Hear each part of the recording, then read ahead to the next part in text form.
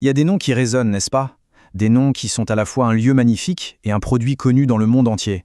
Un nom qui est une destination et une dégustation. Aujourd'hui, on s'intéresse à l'un d'entre eux, Château Chalon. Et pour bien commencer, rien de tel que cette phrase, c'est une des cartes postales comme on les aime en France. Ça dit tout en fait. On a tout de suite l'image en tête, ce charme typiquement français, un endroit qui semble tout droit sorti d'un rêve. Alors c'est où exactement? Eh bien direction le Jura pour découvrir ce village qui est, il faut le dire, absolument spectaculaire. Imaginez un peu le tableau. Château Chalon, ce n'est pas un village posé au creux d'une vallée, non. Il est perché, comme en équilibre, sur un éperon rocheux qui domine tout le paysage. Quand on se balade dans ces ruelles, on marche sur des vieilles pierres, on voit ces maisons magnifiques, témoins d'un passé médiéval, et tout autour, en contrebas, s'étendent les vignes. Ce n'est donc pas une surprise qu'il soit classé petite cité comtoise de caractère. C'est le genre d'endroit qui a une âme, vraiment. Et c'est là que la question se pose. Quand on dit Château Chalon, est-ce qu'on parle de l'endroit qu'on visite ou de ce qu'on a dans le verre? Eh bien, la réponse est les deux.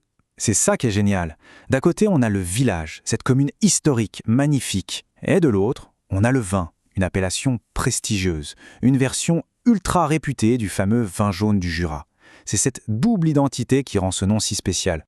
Allez, on quitte un instant les hauteurs du village, descendons un peu pour s'intéresser au trésor qui est juste en dessous, qui mûrit dans les vignes et dans les caves. Le vin jaune, pour celles et ceux qui ne connaissent pas, c'est vraiment un truc à part. Une spécialité du Jura. C'est un vin blanc sec, mais son secret, c'est son élevage. On le laisse vieillir des années dans un fût sans le remplir complètement. Et là, magie, un voile de levure se forme à la surface, le protège de l'air et lui donne ces arômes complètement dingues de noix, d'épices. C'est un vin qui peut vivre une éternité. Et si le vin jaune est spécial, le Château Chalon, lui, c'est le roi des vins jaunes. C'est simple, ici c'est 100% cépage savagnin, pas d'assemblage. La vinification est encore plus longue, encore plus stricte. C'est vraiment la crème de la crème, le fleuron de la région. Ce qui est fou, c'est la taille du vignoble. Regardez, 50 hectares, c'est minuscule. Chaque grappe de raisin compte. On est à des années-lumière de la production de masse, et c'est aussi ça qui fait son prestige.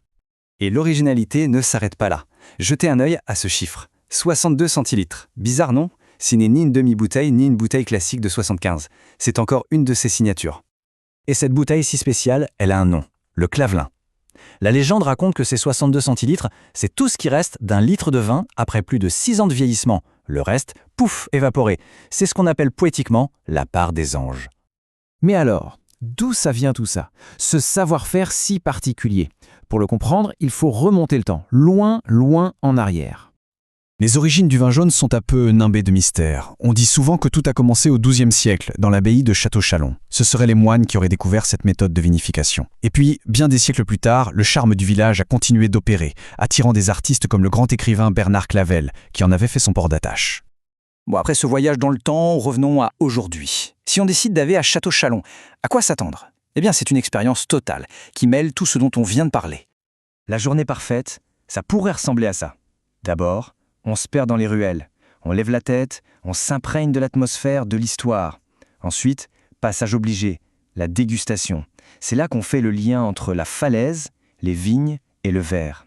Et pour finir en beauté, on se pose à une bonne table pour découvrir la gastronomie locale qui bien sûr se marie à la perfection avec les vins du Jura. C'est une immersion complète. Finalement, c'est peut-être ça, toute la magie de Château Chalon. La question, ce n'est pas de savoir par où commencer. Est-ce le vin qui nous amène au village ou le village qui nous amène au vin? En réalité, l'un ne va pas sans l'autre. C'est une invitation à découvrir une histoire où un lieu, le temps et un savoir-faire se sont rencontrés pour créer une véritable légende française.